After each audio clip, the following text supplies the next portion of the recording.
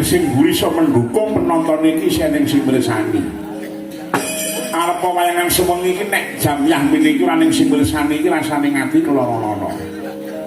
Ngono. Heeh.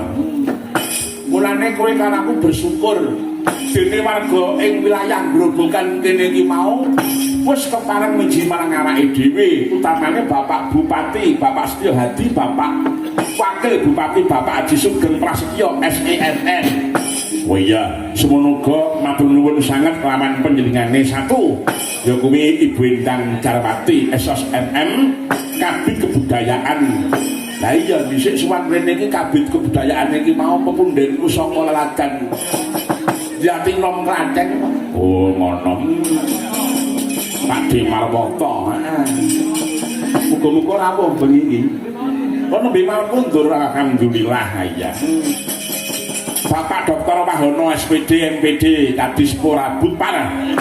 Bapak Dr. Teguh Harjo Kusumo RMSI Ketua Pepadi tuwin Ibu Dwi Suryandari utawa Dik Dwi. Iki adikku kelas 8 dhisik ning SMKI Solo dhisik. Nek dititis iki mau garwane iki mau luwih dhisik melu awake dhewe tegese kenal awake dhewe. Sampeyan dhisik nom-nomane Dik Dwi karo Dik Titis iki anggere mangkat nyambut gawe ngono budal dhewe cah loro iki goncengan pit motor ngono. Usulaku ning Selasa Kliwon ning endi-endi enak. Nganti tekan saiki duwe anak kendeli ora jamak sing jenenge Gembyang. Sapa gandang kemarin? Sing lanang iki sapa? Oh Gembyang. Pintere ora mekakat. Lah iya, muga-muga wae kanthi wayangan bengi iki lan mengeti hari ulang tahun sing kaping 299 meh 3 abad lho. Heeh. Marga ing Purwodadi pinayu ngono ing Karahayon. Penari ngono katentreman, kesehatan panjang umur, mulya sak turun-turunipun Allahumma. Wah, matur nuwun sanget. Waranggone sing komplit pelawak utawa bintang tamu tasih wonten. Tenang to. Nyuwun sik karo Waranggana. Wah iya, iki mergone iki wektune iki piye carane iso ngedum pengrawit ya hebat. Nah iki saka among rasa. Sing dipimpin dening Mas Daru Kartika Aji. Sing asta Bunang putrane Butani sing pinggil dhewe nika. Saking dhisik ibune iki mau kerep prihatin. Cegah darek lawan gulen dadi anak ya sing pinter tenan karo bapane ya apik, genderane apik, kendangane ya apik, mancing ya apik. Lemblok ya ora anak iki ora. Penuwun karo anak lanang iki sing nggone kuwi Mas Alfian. Mas Renaldi. Waduh. Nah, Mas Renaldi ya. Iki kuliah ning isi Surakarta iki ya putra Grobogan ning Pedalangan lho. Bakal Grobogan iki melahirkan dalang-dalang muda sing hebat-hebat. Saiki dalang iki mau akeh apik kabeh. Ya mung harapanku iki mung siji. Nek wis becik apa-apa sareng apik, budidaya piye carane payu. Terus aja ngrusak wayang. Sik kuwi rasa-rasa dimbuk lan dimbuk kuwi sing ngurusi dhewe. Aku ya ora anu kok ora komen ning nggon TikTok ya ora, maniman cangkemku no. Ngurusi wong ngono kuwi nggo apa? Wis kono sing ning Kawogan kuwi mau do ingkang pareng ngurusi iki mau para here-here kuwi ya ngerti dhewe wis trimo ning omah wae, wedangan teh kentel cekel dipersi jeruk, gulane gula batu, ning gawe Mbah Maipi kae. Wis senengku ora ono. Aye. Lah iya, coba nyuwun karo Bu Putri Anggarsari. Adikku Wida iki le tresna karo aku lare badhet, terus tresnane ning wong tuwa ngono lho. Jak ngono sedika dawuh, awan bengi oke. Pak Purba ngasta, Pak Purbasmara ngasta. Mbak Tatin niku sindhanipun Pak Purbasmara. Kanggo Pak Purba ngastana barengan kalih kula bodhe Pak Kantut mawon. Cek 75 ya. Senengane Pak Purba mirsani lho iki ya. Mbok yo ben kae pepundhekku siji kae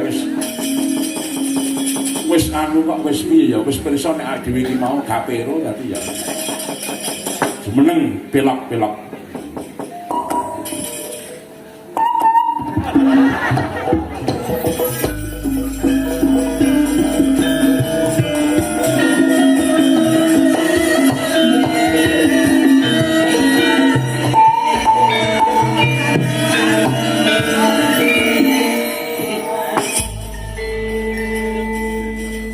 Tunduk mentune ngene mimin. Sing meneh mimin. Nggih. Tandha tresna. Tandha tresna. Enten kok. Sing diweni mung kuwi tok yutani ya ora diweni. Boten. Bunda Elvina Sutani niku menawi panjenengan pripun dimestani, Mbak? Sinden bagaimana dan coraknya gimana? Utami menika sindenanipun bergas. Lugas. Jelas. Tur nggih jeli. Nek jelas kuwi jeli gelas. Nek jeli. Ora ora ngono kuwi. Wong tuwa nyanyi-nyanyi. Sampun setahun menika ngagem kanca tinggal. Kanca tinggal iki men kok tutupune iki sing anu sing plus. Malah jur grayah-grayah ngene iki. Kersane kados Mbak Endah Laras. Oh wah. Ayo tabung ijo kuwi. Matur nuwun sanget ki mau karo titis nu ya panglit. Sapa to? Titis. Alah, ya ampun. Sing endi to? Bener. Muni ya ampun meso sing endi. Ngaturaken lagunipun inggih menika karyanipun anak kula lanang. Nggih. Mas Drwindra Widatama. Dampar Kalbu. Iki ditujukan kepada seorang wanita yang tresnani. Oh, ngaten. Meneng lho, Reng, meneng lho. Ya ngerti. Oh iya ini ya.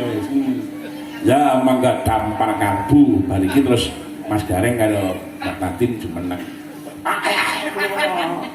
Ya mangga diaturke. Awas, ya garapane Mas Rangga Prihantana. Lah iki gamelane sing garap utawa aransemene sing garap Mas Rangga. Ojo nyebaleke ya ngono kuwi. Gareng iki baleke. Wong nyamang rupane. Bagus mobil kali ngomong kok kowe. Oh kalian Dek Vito Fernanda. Kali Vito Fernanda. Dampar Kalbu niku menika Pak Lurah Padas Kedung Jati Mas Pujirianto nggih rawuh. Neh kene ya. Ning ndi? Waduh. Aku ora tau mangan aku kok. Itu dulu lanang sik ning SMKI gitu. Itu aku japri, Dek. Nomorku balik obong. Konangan.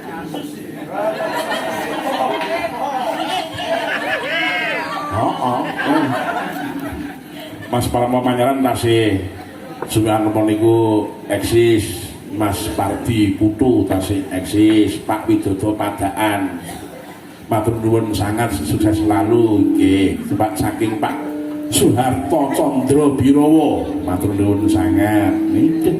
Dan Pak Ditantu Pak Enanda saking Peneman Gumolong nggih matur nuwun sangat. Modine supa. Enten Mbak Tatin Mas Gaung nggih no genah no ya. Ya mangga diaturke. Mangga dadas ya.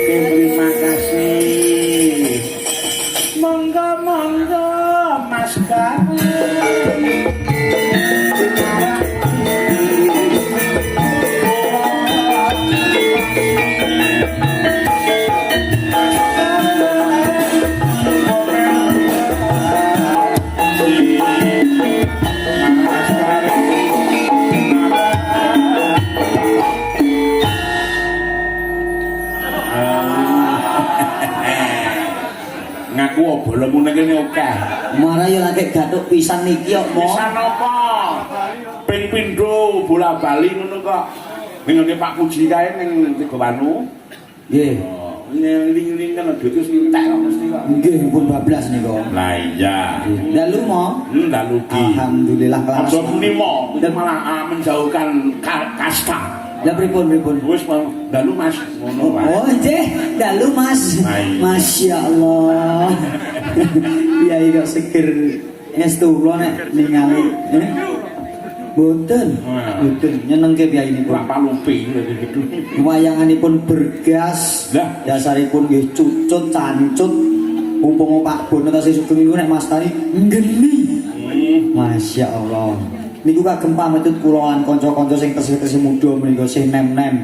Atasipun Kyai Sepuh semangatnya masih luar biasa. Aku belum tua. Sepuh iki aku belum tua. Umurku lagi 42 kok. Musik to? Jenengan umur 42. Lah mosok bajinge umur 36. Ya ora. Lah anakku kuwi lagi umur 24 tahun. 24 jenengan. Aku 42. Oh, berarti anak-anak masuk mana? Kok putra ini semua pinter ya? Bayar pikun berarti jenengan 17 tahun. Masya Allah.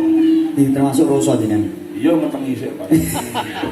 Jenengan diampun tak sih wonten niku. WMC Serawo. Luar biasa ki Bojonegoro wong aku Mas Karmo. Nggih leres. Kudus Blora Cepu. Leres alhamdulillah Masya Allah. Masih bersama kita pamirsa. Luar biasa kawula saka Laladan ing grobogan kene pundhen sepuh bini sepuh padha sing paling rawuh beliau nyangkang lamping pakurmatan Bapak Wahono. Bapak Wahono masih lagi Bapak Jalo. Nggih, bapakmu sing piye? Pak ketemu pirang perkara. Masya Allah, menika ora lenggah wonten di Sepurabut Par. Oh, iya, Pendak kula nyuwun izin nggih panjenenganipun ing Tapak Asma. Ngoten lho, Mo. Ngono ya itu. Nggih menika wau putranipun Titi Hartos 300 menika. Wayahipun Pak Wahono. Leres nggih. Nggih kersakaken napa pujan ningsih. Nggih. Kan gamelan iso Mas Bontot. Pujaningsih garap urung mergane nek Pujaningsih iki kebanyakan saya pakai campur sari. Orjen bareng. Tapi hari ini tidak pakai campur sari. Klasik. Klasikan. Nggih, menawi pun lintoni. Linton ingkang sae. Leres banget. Salajengipun dimenengaken Mbak Tati nyuwun gunganipun kalih Mbak Ayu kula. Sinten po? Adik kula Mbak sapa iki? Iki Mbak. Adik kok sapa iki pun to?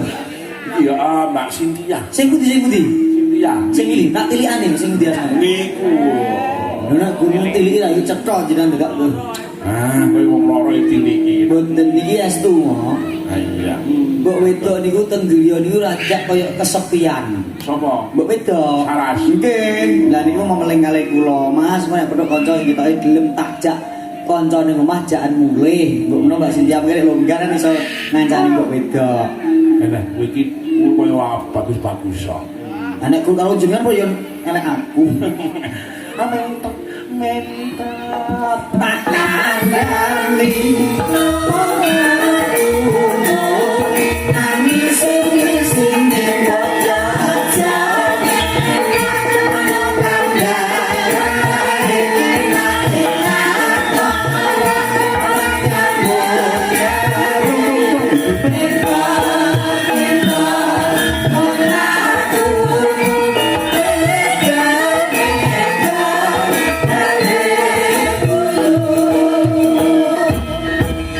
lagu sing diaturke dening Dik Cynthia ki mengko ngangon rasa.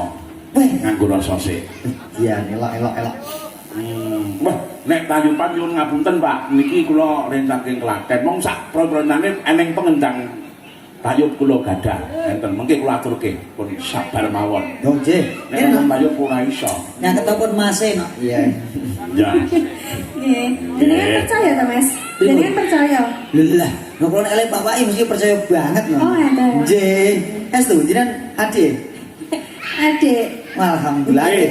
Sampean pun trate krungu mung tau mireng sing asmane Ki Mujaka Joko Raharja. Ampun paham banget. Biayi saking pundi dalang ing pundi? Anu Gombang. Saking pundi, Mas? Gombang pundi? Gombang pundi? Gombang Boyolali. Boyolali. Nah, niki putrane Pak Jungkung. Oh iya, Masya Allah. Putrane Pak Jung. Sing kaget ki aku kok melu-melu kaget iki to. Oh sing ditani kaget ki aku kok Mas. Jaman nem-nemanipun swargi Mbah Joko Raharja niku asring sangat ngasta dhateng wilayah Grobogan Purwodadi niki. Oh nggih. Lah niku ingkang barakan teng Grobogan niki Pak di almarhum Pak di Kadam. Oh nggih Pak Kadam. Wonten nika. Nggih. Nah, ayo Nduk. Tak diaturke lagune ya kuwi lelagon kalyane Teng Rama dhewe. Aku gandrung. Hari iki mengko njaluk timbang ana ngabosnaku ditayubke mumpung aku duwe pengendang tayub. Elok. Tur ya mirasa. Nggih. Ngagem kok mboten. Bawa no, bawa. Aku ngerti pengendali ngerti aku. Sinten? Bilung. Prasida. Ayo Mbak. Arep opo piye bilung tau seneng bojoku piye. Kok mboten jenengan celke? Hah? Kok mboten celke? Bojoku ora tolo kok. Ya.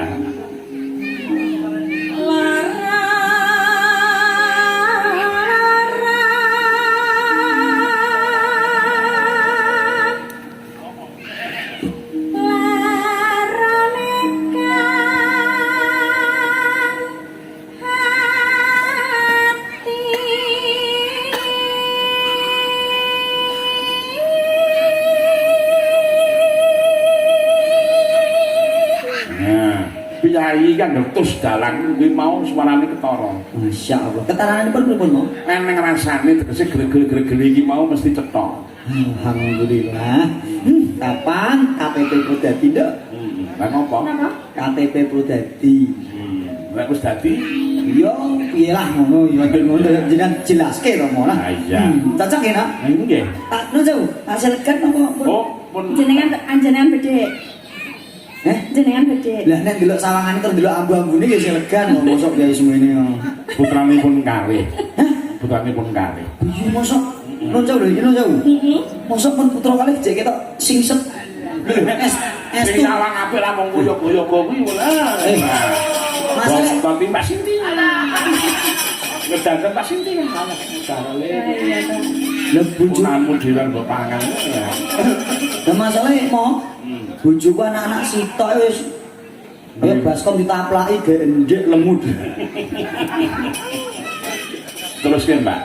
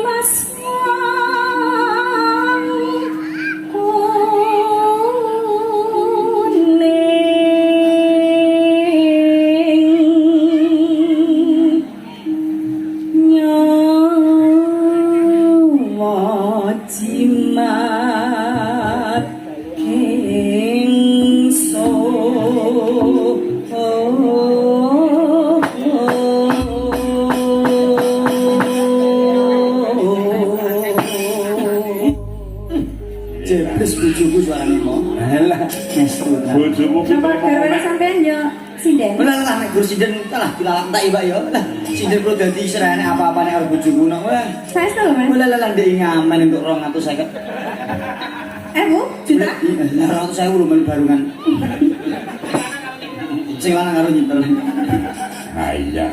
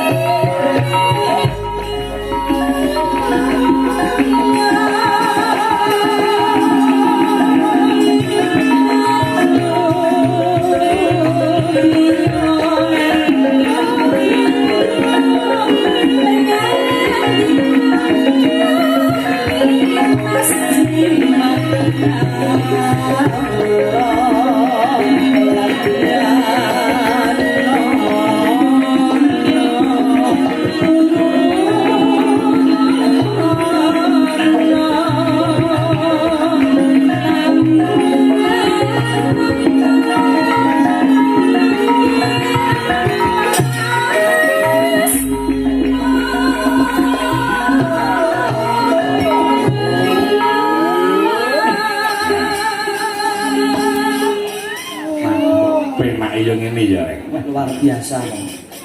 Nah, sing awake yo empu tenan.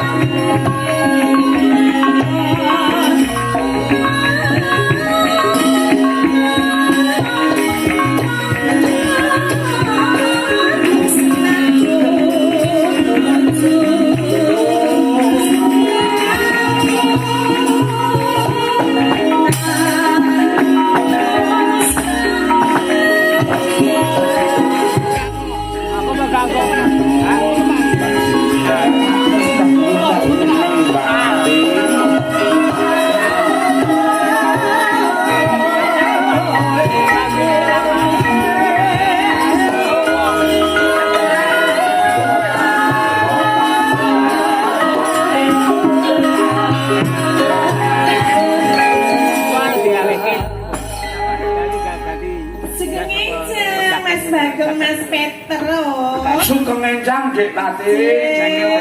Jan tenan kok piyayi kok tela ora kuru-kuru.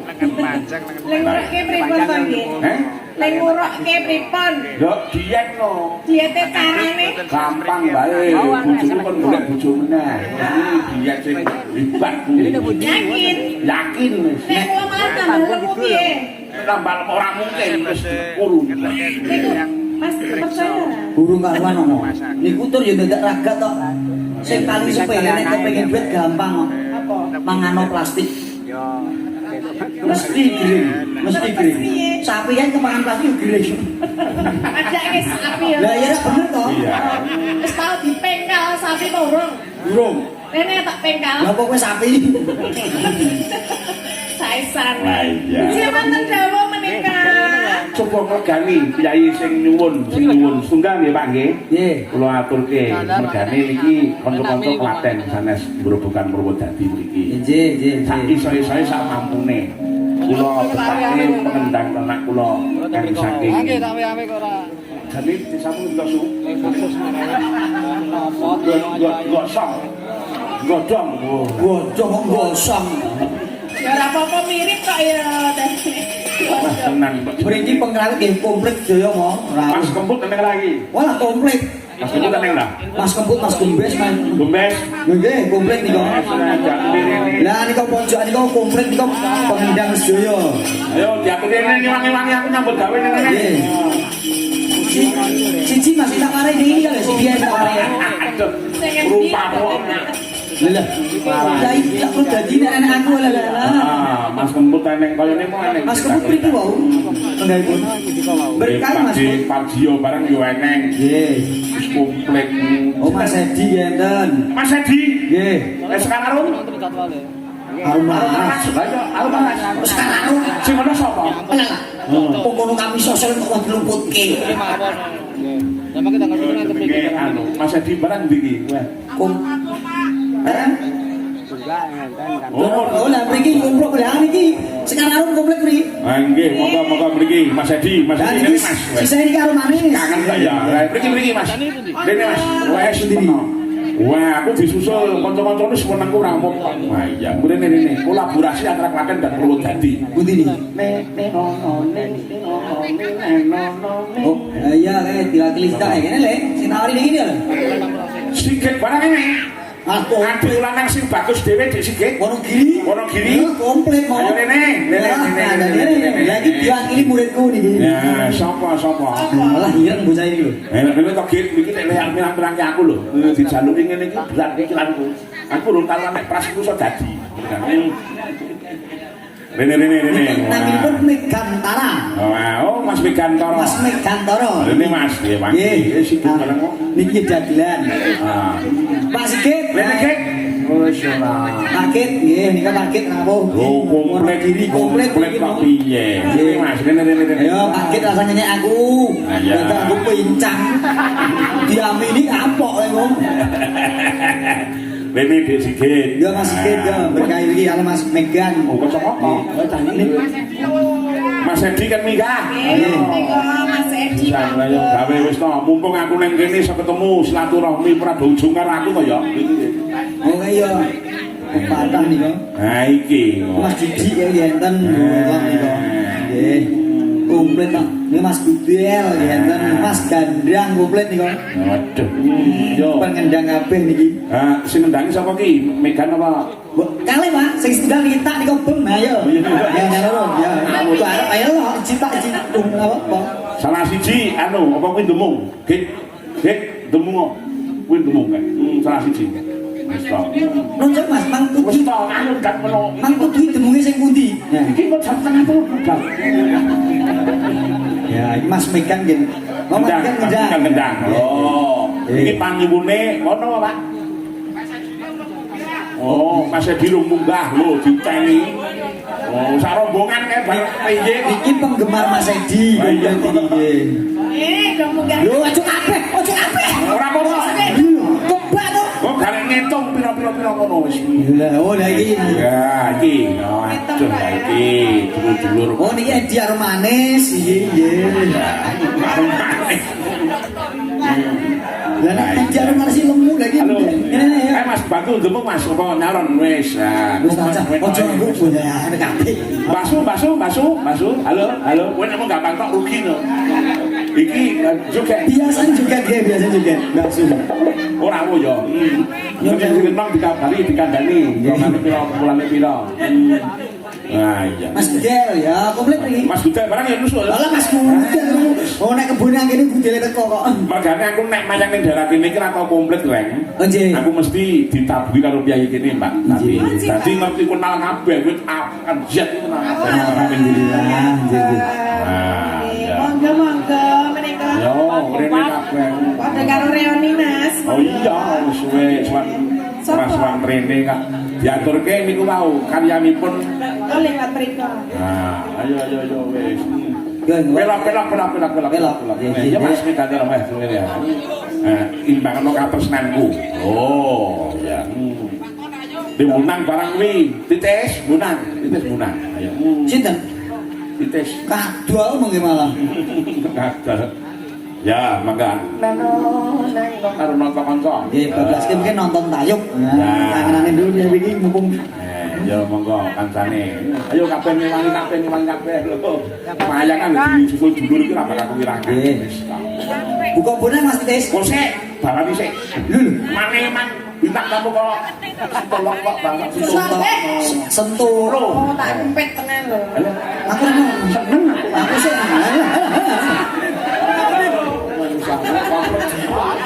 Wong nomor bar kobong bareng ojek ra kabeh.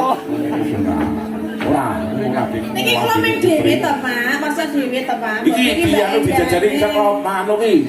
Mbak Yuli. Heeh, Yuli karo Sing nonton ayo mengke. heeh. Kalian Mbak Amelia. Aulia. Aulia, ayo ngantek. Ayo, jalur ngantek yo.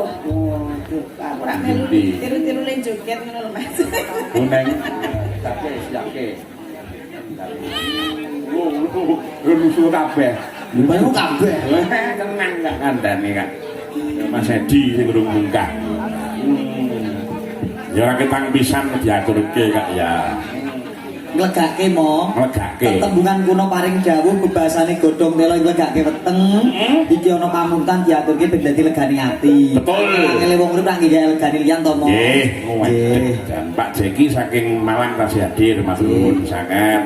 Gaya ngregeng Pak Dinggi matur nuwun Mas. Mas Danang Sanggeran pepiling karya Ki Haji Anom Suroto nggih matur nuwun Mas Budi Komal saking Mas Budi Komal. Menika kekembang kopi kagem mbake Briyantini. Oh, nggih matur nuwun. Makasih hadir kula Lurah Codot kalian anak lanang sak pangrawite Lempung Biru sesuk nggih matur nuwun Pak Lurah. Hei, jangan Kak. Ah iya, ada dulurku lanang Kang Codot iki wis suwe banget ora nimbali aku kok ya, Reng. Anggarane cukup to. Ya diaturke, mangga. Langsung mawon. Ya mangga, langsung mawon. Alhamdulillah. Langsung buka bonan. Ah, ya. Kopi nemu patrocin. Meneng.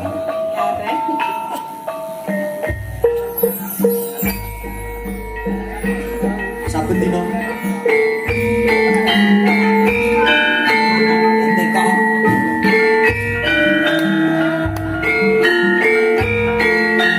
Surat dan Sutrisno Budaya. Ini isi apa kok?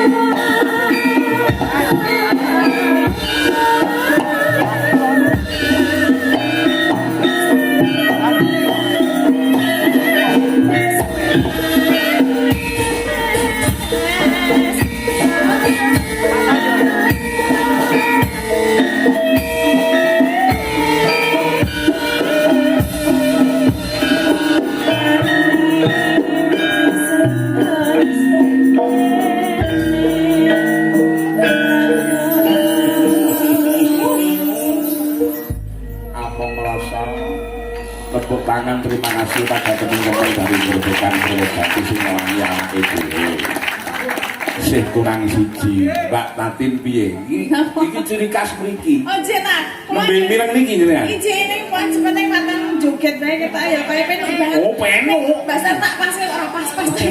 ya apa-apa Sekarang lagi ketemu pisan kok. lah nggih panyuwunipun saking Pak Zainuri mau ngersakake lagune nggih menika napa Pak mau Mboten iki golek mung iki mau bibit iki mau. Mau tekan. Lah niku lho kembang rawe. Lah iki mripate iya kok kembang rawe. Kembang rawe sing loro mudhun. Ya. Kembang rawe. Jiro loro jenengmu. Yun tulung Mbak Rini. Ya ngajak jajari panjenengane Mbak Tatin. Kok metok ning apa? Ning aku njaluk Mas. Aku kangen karo adikku lanang kae Sigit kae. Ning gendang gede ben Sigit. Ngene iki Mas kan balung, Mas ora balung. Heeh Mas Tekan sapa? Mas Mekan. Mas Mekan balung. Tapi ngene. Dik Sigit itu kan asli dari Wonogiri. Leres. Ning kena ngopo kok iso gagrag cara kene gek rasane ketekor. Dasaripun piyayine nggih luar biasa. Oh iya. Nggih. Menika teng mriki pun dados duwijanipun para kadang-kadang pengrawit lain Mas Sigit gentiman. Ya, nggih. ya, piye Pak Komplit. Nggih, Mas Konyol enek mbok jeneng. Mas Toyo tesih. Oh iya makasih. Saya sugeng. Oh iya Pak. Maksudnya nang kene. Lah lu kiai ini ora cetha lek ndika kok ya tesih sugeng aku yo. Jenenge tegese tesih nenggani. Lah yo saya nenggani lah cetha to mau jenengan yo ngoten kok. Ya iki. Nginjing Mbak Rini. Sepengin jeng Pak Tantu. Sampeyan pun kulino kula jateng daerah mriki kok nggih. Sampun dangu. Jadi wis ora pangling meneh karo kahanan ngene iki. Satu kali lagi garapan cara Balen. Purwodadi. Purwodadi. Kembang rawe nggih. Bang Rawe, mengko metoke teng pundi monggo. Metok niku tegese bablase ning Bablase, nggih. Nek wau lah. Ayo bang kados aku bablase ning nonton tayub. Nggih. Nah, niki mungkin metoke teng napa terserah. Nek biasane seneng aku kropyok. Oh cocok Mas. Mas, wong pembeduke yo gawan iki. Ah iya. Kropyok engko anu nduk Yuli. Jadi enten mulai niku cakrak mriki sing Purwodadinan enten mulai Apa? Ketek peper mo. Estu tayuban. Maksudnya piye kok ketek peper? Tayuban judulnya ketek peper nek mboten nyun pirsa kalih. Itu ada, Mbak. Enten. Kapan lagu Enten lagune incilik-incilik ngalor. Incilik-incilik hidup. Nggih. Joget terus piye nek ketek peper? Yo delok kendangane. Estu nek mboten pitados nanggung. Incilik-incilik. Intik-intik kok intik-intik. Oh, intik. Intik gati. Intik kok niki lho. Dipirsani Pak Mahno barang kok. Mbak Kakti nomo. Monggo intik-intik. Sing bener apa? Intik wong laku. Intik-intik ngalor. Intik-intik Ya hidup. aku mau muni apa? Kok mahicil-hicil ngawur. Ya aku ora ngerti kok yo. Lah mu takok ora ngerti kok. Iya. Aku bisa karepmu metoke nang apa, Gip? Manut Gip. Intik ya wae anu. Kalau tambah bagus iki malah ngomong saya. Ngono kuwi aku tak do direkam. YouTube iki dipirsani.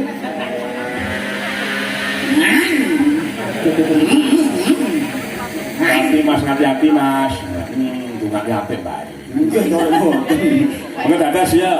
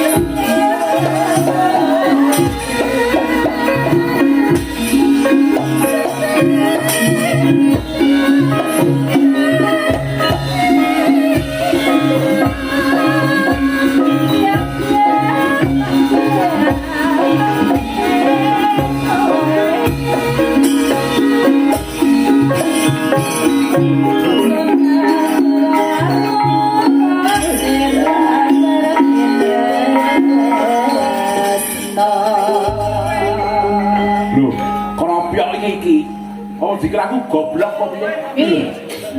Lho, iki kroplok iki. Lho jenengan ngertos? Ngerti. Dian tenan. Kaya jam-jam wong tuwek. Ya, Piye ta? Mas Tuklo salut lho jenengan atase piyayi Klaten yo paham teman-teman. Mergo aku kulino mayang ning daerah kene. Oh. Diiringi karo kanca-kanca ya, kuwi mau saka Mas Edi Sakonco. Nggih. Terus Pakde, wis pokoke rikala ngripta laras. Nggih. Oh. Kulo dadi niku termasuk kreatifmu. Nggih. Antase srepek 6 dados tayuban namine 10. Ah. Terus nek srepek 9 tayuban namine apa Mas? Nek srepek 9 anu paru-paru tuak tuban. Lho, terus nek sampak kae dadine guntur. Lho, niku wis tuh saking gending-gending Solo ning digubah dadi tayuban. Ya, wis tuh. Pak Waris Sugiono matur nuwun. Nggih. Mul MC matur nuwun. Nggih, Mong. Pak Jitu Giman Kuncen tasih menghibur sedherek Purwodadi matur nuwun. Gus Faiz Kediri matur nuwun sangat. Tan kantur menika sik iki tak golekane sing urung tak waca mau lujeng dalu nggih matur nuwun sangat sik to sabar-sabar Pak Hong.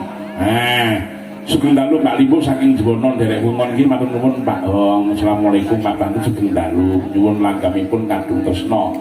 Kagem para kadanges kanthi es saking Mas Eko Suyanto Cikampek nggih matur nuwun. Wedah ya. Ya, kaya ngapa? Saiki Mbak Tati dadi lenggah sik mesti kesel. Anjir, ping pindho joget terus. Lah iya. Nggih. Terus ngatur. Nek ora metu tak ketheke. Hah? Ora metu ta. Katakan ora. Kurang ta, Mas? Masuk ya ini tidak arti titik-titik. Titik-titik aja kleru lho ya. Titik ini sing Kok saiki nuruti Mbak Tati. Mbak Tati adalah bintang tamu. nggih. Saiki turutono ketek pepel iki ya ngopo? Ayo sing iso ngiduli karo Selio. Ini napa nyepeleke kok Salio. Aulia. Alah aku iki lali. Kalau ngomong Tegal.